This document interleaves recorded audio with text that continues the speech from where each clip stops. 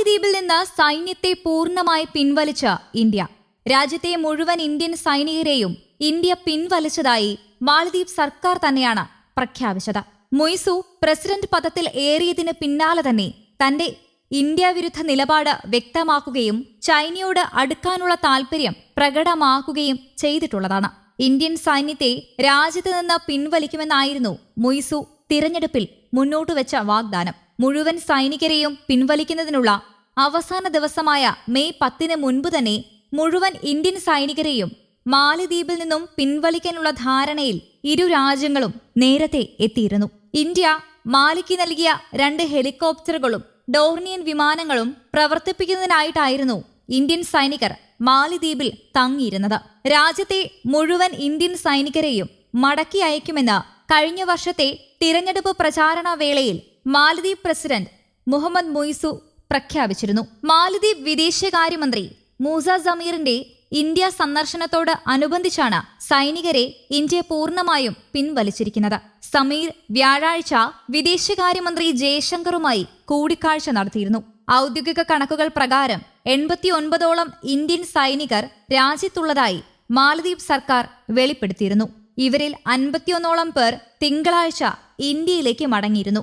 സൈനികരുടെ 1ഉം 2ഉം ബാച്ചുകൾ ഇന്ത്യയിലേക്ക് മടങ്ങിയെന്നും 3 ഇന്ത്യൻ വ്യോമയാന മേഖലകളുടെ പ്രവർത്തനത്തിനായി ഡെപ്യൂട്ടേഷനിൽ ഈ ഉദ്യോഗസ്ഥരെ നിയമിച്ചതായും വിദേശകാര്യ വക്താവ് രൺധീർ ജയ്സ്വാൾ പത്രസമ്മേളനത്തിൽ പറഞ്ഞു.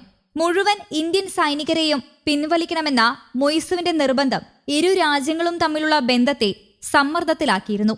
ഇന്ത്യൻ മഹാസമുദ്ര മേഖലയിലെ ഇന്ത്യയുടെ അയൽ രാജ്യമായ മാലദ്വീപ് മേഖലയെ എല്ലാ രാജ്യങ്ങൾക്കും സുരക്ഷയും വളർച്ചയും ലഭ്യമാക്കുന്ന നരേന്ദ്രമോദി സർക്കാരിന്റെ സാഗർ പദ്ധതിയുടെ ഭാഗമാണെന്നും അയൽ രാജ്യങ്ങൾക്ക് പ്രാധാന്യം നൽകുന്ന ഇന്ത്യൻ സർക്കാരിന്റെ നയങ്ങളിൽ മാലദ്വീപ് ഉൾപ്പെടുന്നതായും വിദേശകാര്യമന്ത്രി ജയശങ്കർ പറഞ്ഞു. ഇന്ത്യയും മാലദ്വീപും തമ്മിലുള്ള ബന്ധം ഇരു രാജ്യങ്ങളുടെയും താൽപര്യങ്ങളിൽ അധിഷ്ഠിതമാണെന്നും സമീറുമായുള്ള കൂടിക്കാഴ്ചയിൽ ജയശങ്കർ അഭിപ്രായപ്പെട്ടു. രാജ്യത്തുണ്ടായിരുന്ന ഇന്ത്യൻ സൈനികരുടെ എണ്ണം സംബന്ധിച്ച വിശദാംശങ്ങൾ പിന്നീട് വെളിപ്പെടുത്തുമെന്നും അവർ കൂട്ടിച്ചേർത്തു.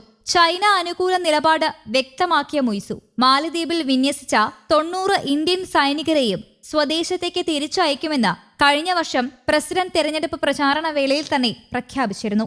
മാലദ്വീപിനെ സമ്മാനിച്ച 2 ഹെലികോപ്റ്ററുകളും ഡോർണിയൻ വിമാനങ്ങളും മറ്റും പ്രവർത്തിപ്പിക്കുന്നതിനായിട്ടായിരുന്നു ഇന്ത്യൻ സൈനികർ രാജ്യത്ത് നിലയുറപ്പിച്ചിരുന്നത്. മാലദ്വീപിൽ 89 ഇന്ത്യൻ സൈനികർ ഉള്ളതായാണ് സർക്കാർ നേരത്തെ പ്രഖ്യാപിച്ചത്. ഇവരിൽ 51 സൈനികരെ തിങ്കളാഴ്ച ഇന്ത്യയിലേക്ക് തിരിച്ചയച്ചതായി മാലദ്വീപ് സർക്കാർ അറിയിച്ചു. ശേഷിക്കുന്ന ഇന്ത്യൻ സൈനികരെ മെയ് 10 മുൻപ് പിൻവലിക്കാമെന്ന് ഇന്ത്യയും മാലദ്വീപും ധാരണയിലെത്തിയിരുന്നു.